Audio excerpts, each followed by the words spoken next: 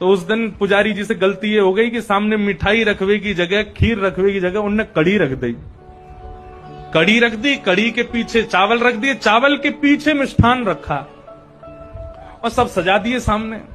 और सजा करके रसोई घर की किवाड़ लगा के 45 मिनट का भोग लगता है, 45 मिनट के लिए पुजारी जी चले गए। 45 मिनट बाद जैसे ही पुजारी जी भीतर आए तो क्या देखा, सिंहासन पर ठाकुर जी है ही नहीं। ठाकुर जी है ही नहीं वहां पर। पुजारी जी बोले, अरे भैया ठाकुर जी कहां गए? पूरे मंदिर में हल्ला है, वो सब इकट्ठे है गए, ठाकुर जी कहां चले गए? कोई ने कही, बोले छोटे से ठाकुर जी हैं, है सके इनमें कढ़ाइयन में गिर गए हों, छानो।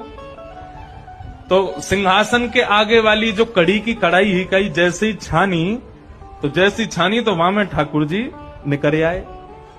अब तो महाराज पुजारी जी बड़े जोर से हंसे, बोले अरे लाल जी को कड़ी इतनी भा गई, इतनी बढ़िया लगी कड़ी की वहां में कूद ही गए। अब तो भैया रोज कड़ी बनेगी ठाकुर जी के काज। अब तो ये स्थिति हो गई, नाथद्वारा में 12 महीना कड़ी बनने लगी, कड़ी कड़ी बन रही है, कड़ी कड़ी खवाए जा रहे हैं। बोले ठाकुर जी कूद गए उसको खाने के लिए, तो वो खिलाएंगे। पुजारी जी एक दिन रात्रि सोए थे, ठाकुर जी रोने लगे स्वप्न में आके।